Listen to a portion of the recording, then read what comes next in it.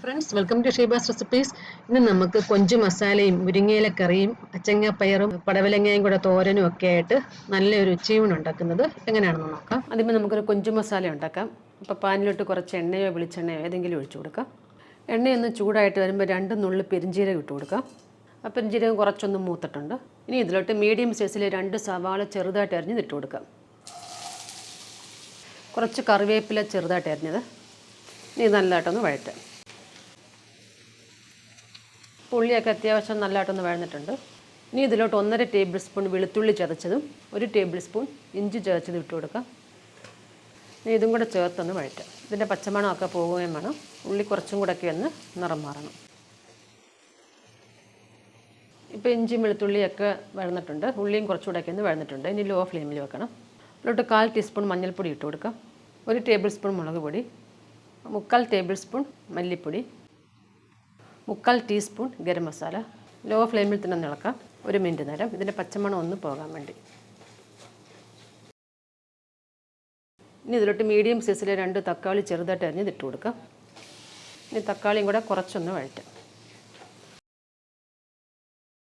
മുളക് പൊടി ഞാൻ പിരിയമുളക് പൊടിയും എരിവെള്ള മുളക് പൊടിയും കൂടെ മിക്സ് ചെയ്ത് എടുത്തേക്കുന്നത്. 1 മിനിറ്റ് നേരം ഒന്ന് ഇളക്കി കഴിഞ്ഞിട്ട് ശകലം വെള്ളം ഒഴിച്ചു കൊടുക്കാം.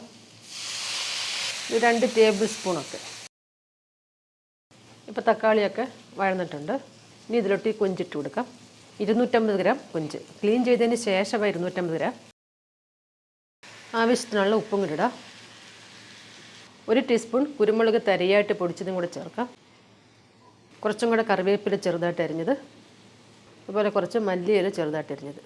നല്ലതായിട്ടൊന്ന് ഇളക്കാം.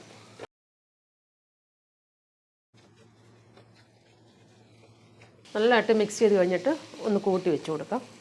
ഇതിനെ അടച്ച് വെച്ച് വേവിക്കണം. മീഡിയത്തിൻ്റെയും ലോ ഫ്ലെയിമിൻ്റെ ഇടയിലിട്ടാൽ മതി. ഇടയ്ക്കൊക്കെ ഒന്ന് ഇളക്കി ഇട്ട് കൊടുക്കണം.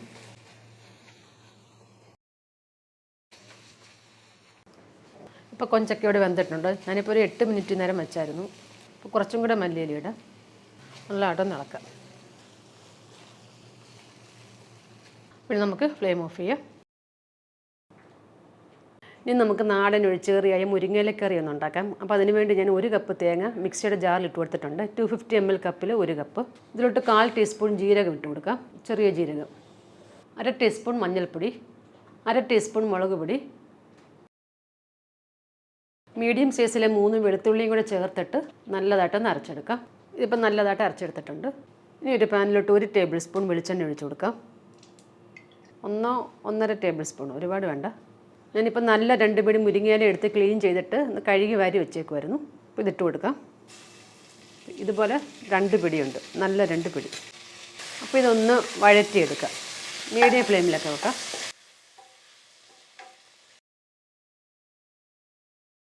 ഇപ്പം മുരിങ്ങയിലൊക്കെ നല്ലതായിട്ട് വാടി വന്നിട്ടുണ്ട്.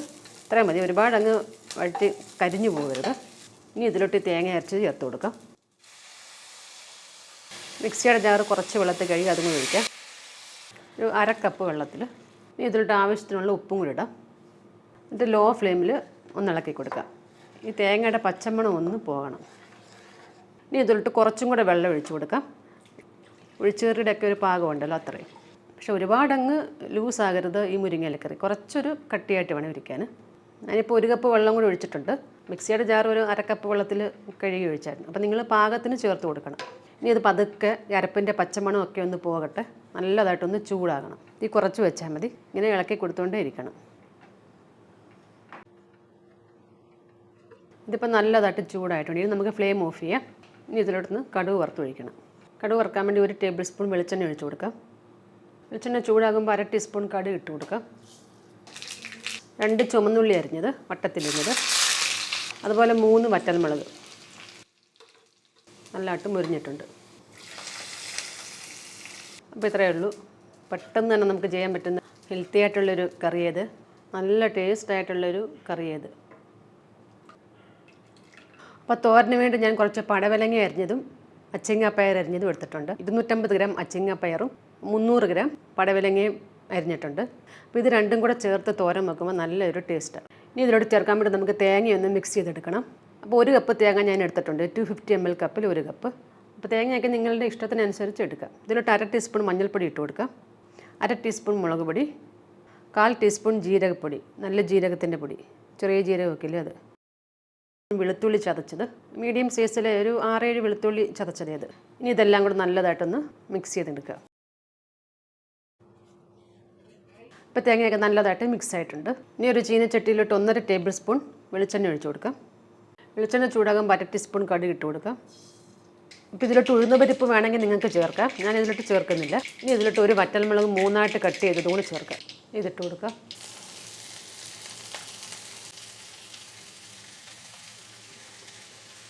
ഒന്നിളക്കാം, ഒന്ന് മിക്സ് ചെയ്താൽ മതി. ഇനി ഇതിലോട്ട് ഈ തേങ്ങയും ഇട്ട് കൊടുക്കാം. ആവശ്യത്തിനുള്ള ഉപ്പും കൂടെ ചേർക്കാം. നല്ലതായിട്ടൊന്ന് ഇളക്കാം.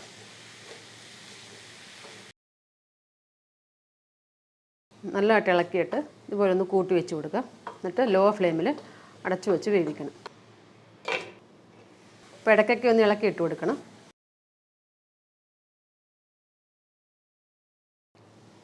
ഇപ്പോൾ ഇതിവിടെ പാകത്തിന് വെന്തിട്ടുണ്ട്. ഇനി ഇതൊന്ന് ഇളക്കി ഇട്ട് കൊടുക്കാം. ചിക്കി തോർത്തി എടുക്കാം. അത് ഈർപ്പമയം വല്ലതും ഉണ്ടെങ്കിൽ ഒന്ന് പോകാൻ വേണ്ടി. അപ്പോൾ ഇതിൽ വെള്ളമയം ഒന്നുമില്ല. നമുക്ക് ഫ്ലെയിം ഓഫ് ചെയ്യാം. അപ്പോൾ ചോറൊക്കെ റെഡി ആയിട്ടുണ്ട്. മുരിങ്ങയിലക്കറി കുറച്ച് ഒഴിക്കാം. കുഞ്ചു മസാല, തോരന്, അച്ചാറ്. 30-ൽ കൂടുതൽ ലഞ്ച് റെസിപ്പിയുടെ വീഡിയോ ഞാൻ ഇട്ടിട്ടുണ്ട്. അപ്പോൾ പുതുതായിട്ടൊക്കെ സബ്സ്ക്രൈബ് ചെയ്തവർ കാണാത്തവരുണ്ടെങ്കിൽ അതൊന്ന് കണ്ടു നോക്കണേ. പ്ലേലിസ്റ്റ് നോക്കിയാൽ മതി.